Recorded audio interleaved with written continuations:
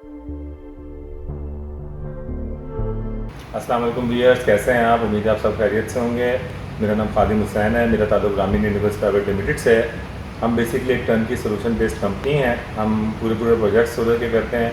अक्सर अभी भी मेरे पास व्यूअर्स के क्वेश्चन आते हैं कि आप पूरा प्रोजेक्ट ला कर देते हैं। तो जी बिल्कुल, हम पूरा प्रोजेक्ट ला कर देते हैं और हम उसके अंदर बहुत एक्सपीरियंसड हैं और हमारे वर्क में और लोगों के वर्क में बहुत ज़्यादा फ़र्क है। और इसके अलावा अगर आपको सिर्फ इन्वर्टर, पैनल्स या बैटरीज कुछ भी चाहिए तब भी आप हमें डायरेक्ट कॉन्टैक्ट कर सकते हैं। नीचे मेरा व्हाट्सअप नंबर दिया आ रहा होगा।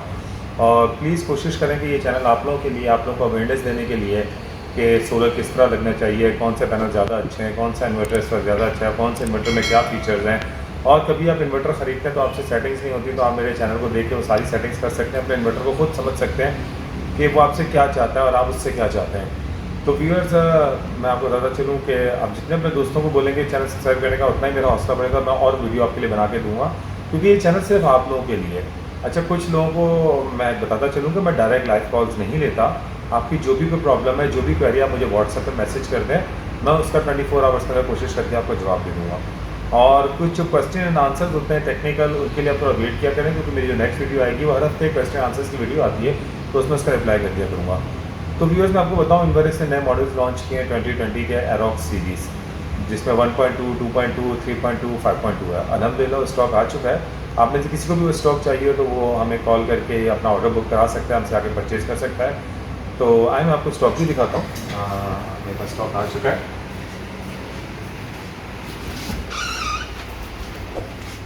तो ये देखिए व्यूअर्स, ये 3.2 है, ये एरोक्स का 1.2 है न्यू मॉडल, और ये पीछे 5.2 पड़े हुए हैं सारे। तो ये सारे मॉडल्स आ चुके हैं। इसके अलावा वो पीछे जो आप ग्रे कलर के देख रहे हैं, ये 2.2 हैं। तो ये सारे मॉडल्स आ चुके हैं और आज मेरी कोशिश है कि मैं आप लोगों को इन्वर्टर अनबॉक्स करके और उसके सारे ऑप्शंस के बारे में बताऊं कि कौन सा ऑप्शन किस इस्तेमाल में आता है। तो व्यूअर्स, आज हम आपको दिखाएंगे 5.2 की अनबॉक्सिंग, और 5.2 में कौन कौन से ऑप्शंस हैं वो आपको बताते हैं। तो इस इन्वर्टर को सबसे पहले और देखते हैं इसके अंदर क्या क्या ऑप्शन है। ये इन्वर्स की प्रोडक्ट है और मैं कहता हूँ पाकिस्तान में जो टॉप लाइन की कंपनी है वो इस वक्त सिर्फ इन्वर्स है, क्योंकि ये वाहिद कंपनी है जो वारंटी में तंग नहीं करती, और इसकी वारंटी भी 5 ईयर्स है, 3 year services and 2 year parts. वाह, वेरी नाइस।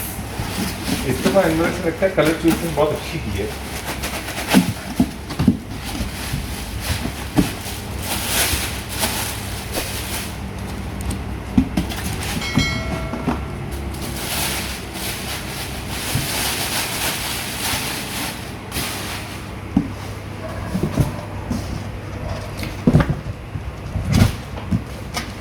तो व्यूअर्स, ये है आपका एरोक्स न्यू मॉडल 2020 5.2 किलोवाट। बहुत खूबसूरत कलर है, लाइट ब्लूइश एंड ग्रे के अंदर, और ये इन्वर्स है, आई थिंक सो पाकिस्तान का झंडा बैब भी डाला है। तो चलते हैं। ये देखें, इसके अंदर भी इन्होंने एंटी डस्ट किट दी है, जो इन्होंने 3.2 और दूसरे मॉडल्स के अंदर दी है। और ये एंटी डस्ट किट क्या काम करती है मैं आपको दोबारा बताता चलूँ कि अगर आपके यहाँ पर मिट्टी आती है तो वो मिट्टी इस फिल्टर के अंदर, जैसे आपके एसी के अंदर फिल्टर होता है, इस फिल्टर के अंदर रुक जाएगी, आपके इन्वर्टर को नुकसान नहीं पहुँचाएगी। तो खोलते हैं इस इन्वर्टर को भी, इसको ऑन करके देखते हैं इसमें कौन कौन से फीचर्स हैं।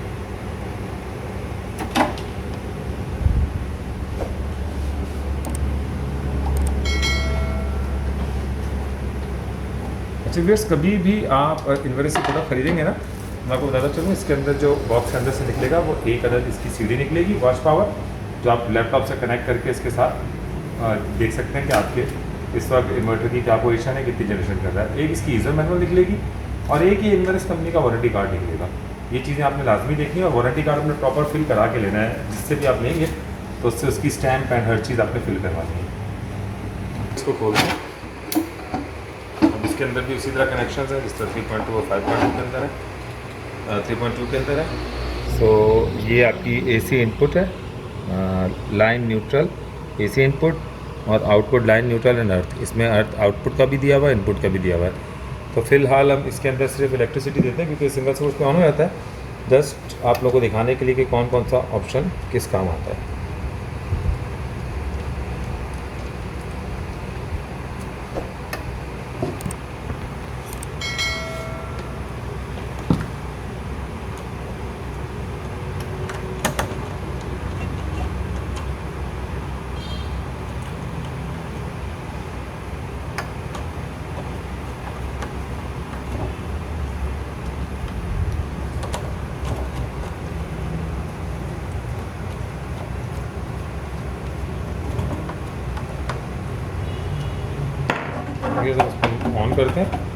सिंगल सोर्स देखें और देखते हैं किसमें क्या क्या ऑप्शन है।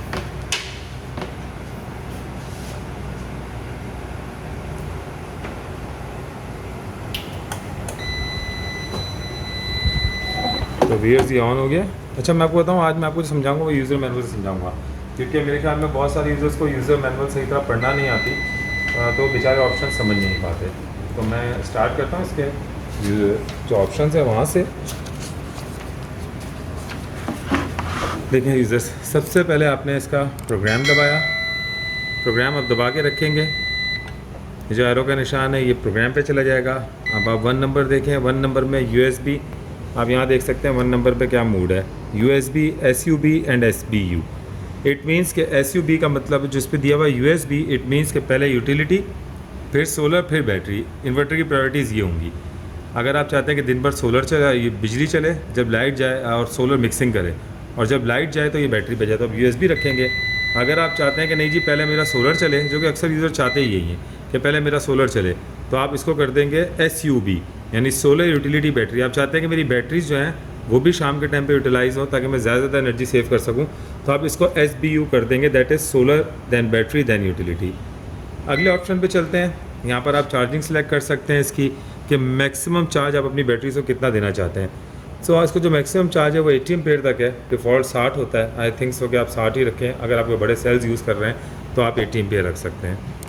थर्ड ऑप्शन है इसका अप्लाइंसेस वोल्टेज रेंज, यानी कि अगर आपके पास कोई ऐसी सेंसिटिव अप्लाइंसेस हैं, जिस तरह कंप्यूटर है, कोई इस तरह की चीज़ है जो 190 वोल्ट से नीचे नहीं चल सकती, तो आप इसको UPS पे रखें। अगर आपके पास नॉर्मल इक्विपमेंट है तो आप इसको अप्लाइंसेस पे रखें। अप्लाइंसेस पे ये अराउंड 100 वोल्ट से लेके आई थिंक सो 90 वोल्ट से लेके 280 वोल्ट तक ये इन्वर्टर काम करेगा और आपको आउटपुट देगा। अगर आप इसको UPS मोड पे रखेंगे तो ये 170 वोल्ट से लेके 280 वोल्ट तक काम करेगा। इससे नीचे या ऊपर ये शिफ्ट होकर बैकअप मोड पे चला जाएगा। इसके बाद आते हैं 5 नंबर ऑप्शन पे, जो कि बैटरी सिलेक्शन का। 3 किस्म की बैटरी सेलेक्ट कर सकते हैं, AGM, फ्लडेड या यूज़र डिफाइन। यूज़र डिफाइन में आपको खुद बताना पड़ता है कि आपकी बैटरी को कितने वोल्ट चार्जिंग देने हैं, फ्लोटिंग और कितने एब्जॉर्प्शन, बल्ब वोल्ट कितने होंगे और फ्लोटिंग वोल्ट कितने होंगे। अगले ऑप्शन पे चलते हैं, that is auto restart, enable and disable. अगर आपका इन्वर्टर किसी वजह से ओवरलोड होता है, आप इसमें ऑप्शन है कि आप इसको बाय डिफ़ॉल्ट डिसेबल होता है कि ये एक दफ़ा बंद हो गया तो आपको दोबारा से रीस्टार्ट करना पड़ेगा। अगर आप इसको इनेबल करना चाहो आप इनेबल कर सकते हैं, मगर इनेबल करना मना करूँगा, क्योंकि अगर कोई ओवरलोड हुआ है तो इसकी कोई गारंटी नहीं है, थोड़ी देर बाद ओवरलोड ख़त्म हो जाएगा। So it should be manually. अगले ऑप्शन पे चलते हैं, ये टेम्परेचर का बाय डिफ़ॉल्ट है, इनेबल और डिसेबल। अगर टेम्परेचर ऊपर हुआ तो ये बंद हो जाएगा, थोड़ी देर बाद खुद स्टार्ट होकर चेक करेगा। अगर टेम्परेचर कम नहीं हुआ तो ये दोबारा से बंद हो जाएगा। तो बाय डिफ़ॉल्ट डिसेबल होता है, आप चाहें तो इनेबल कर सकते हैं। अच्छा जी, अब चलते हैं, दोबारा से मेन्यू में मुझे जाना पड़ेगा। अब चलते हैं हम इसमें GTD। यहाँ पर GTD का मतलब है कि आपने ग्रिड फीडिंग डिसेबल की हुई है, और GTE का मतलब है कि आपने ग्रिड फीडिंग इनेबल की हुई है। तो बाय डिफ़ॉल्ट ये डिसेबल होती है। जिन आपके यहाँ पे नेट मीटरिंग है, सिंगल फेस पे अलाउ है, क्योंकि ये इन्वर्टर ग्रिड में ही फीड करता है, तो आप इसको आप सिलेक्ट कर सकते हैं ग्रिड फीडिंग ऑन रखनी है ऑफ रखनी है। अब आ जाते हैं हम 9 नंबर पे। 9 नंबर है आउटपुट फ्रिक्वेंसी आपको कितनी चाहिए। नॉर्मली हमारे यहाँ 50 हर्ट्ज़ होती है, तो 50 हर्ट्ज़ ही रहेगी। अब आ जाते हैं 10 नंबर पे। यहाँ पर आप आउटपुट वोल्टेज सिलेक्ट कर सकते हैं। आप 230 वोल्ट रखना चाह रहे हैं, इन्वर्टर की आउटपुट 220 रखना चाह रहे हैं, या 240 वोल्ट रखना चाह रहे हैं। इसके बाद हम आ जाते हैं 11 नंबर पे। 11 नंबर पे आपके ऑप्शन होते हैं कि आप यूटिलिटी से कितना चार्ज को ओपन करना चाहते हैं। तो ये 5.2 है, ये 80 एम्पेयर तक यूटिलिटी से चार्ज कर सकता है। बाय डिफ़ॉल्ट 30 एम्पेयर होते हैं, तो आप चाहें तो ग्रिड से चार्जिंग अपनी बढ़ा सकते हैं। अच्छा, 12 नंबर है, इसका 46 वोल्ट। ये है जब आप SBU सेलेक्ट करते हैं, सोलर बैटरी यूटिलिटी, तो फिर आपका इन्वर्टर 46 वोल्ट तक रीच करेगा, तो ये ऑटोमेटिकली ग्रिड पे शिफ्ट हो जाएगा। इसका मतलब है 46 वोल्ट तक बैटरीज ड्रेन होंगी, ज़्यादा नहीं होंगी अगर बिजली अवेलेबल है। इसके बाद हम चलते हैं 54 वोल्ट। 54 वोल्ट का मतलब है ये अगला ऑप्शन है, यानी कि जब आपका ये बैटरी 54 वोल्ट पे रीच करेगी तो इन्वर्टर ग्रिड लेना छोड़ देगा और ऑटोमेटिक सोलर पे शिफ्ट हो जाएगा। अगला ऑप्शन है 16 नंबर, SNU। इसमें 3 ऑप्शन होते हैं, SNU, OSO या CSO। SNU का मतलब है कि आपने चार्जिंग अलाउ की है बैटरीज़ की सोलर एंड यूटिलिटी से। और OSO का मतलब है कि ओनली सोलर, और CSO का मतलब है आपने ओनली ग्रिड, यानी कि सोलर चार्ज नहीं करेगा, सिर्फ ग्रिड चार्ज करेगी। अगला ऑप्शन है 18 नंबर्स, आप अलार्म ऑन रखना चाहते हैं, ऑफ़ रखना चाहते हैं, वो आपके ऊपर है। आप अलार्म ऑफ़ करना चाहें, इसकी बीप बंद हो जाएगी।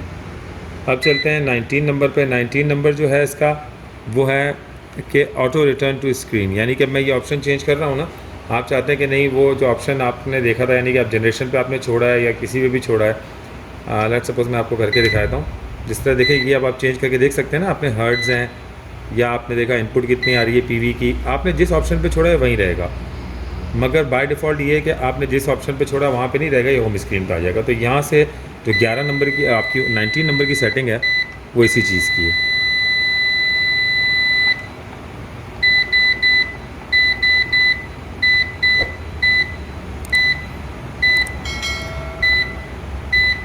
ये आपकी 19 नंबर की सेटिंग इसी चीज़ की है, ये होम पे रिटर्न हो या ना हो। ओके, अब चलते हैं 20 नंबर पे। 20 नंबर पे कि बैकलाइट ऑन रहे या ऑफ़ रहे, तो ऑन होती है बाय डिफ़ॉल्ट, आप चाहें तो उसको ऑफ़ कर सकते हैं कि जब कोई इसको छेड़ेगा नहीं तो बैकलाइट ऑटोमेटिक ऑफ हो जाएगी। चलते हैं नंबर 22 पे। 22 का मतलब है प्राइमरी सोर्स इज़ इंटरेक्टिव, यानी कि अगर सोलर जाए या एकदम बिजली जाए तो ये आपको अलार्म करे। आप अलार्म ऑन रखना चाहते हैं, ऑफ़ रखना चाहते हैं, आपके ऊपर है, आप उसको चेंज कर सकते हैं।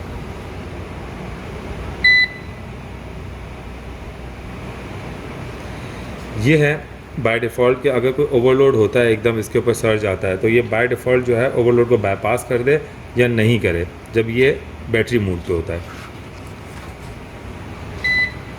25 नंबर है फॉल्ट रिकॉर्ड कोड, कि आप क्या चाहते हैं कि रिकॉर्ड इनेबल रहे या डिसेबल रहे, आपके इन्वर्टर ने कब कब क्या फॉल्ट किए वो आपको डाटा लॉगर में हो या डाटा लॉग में ना हो।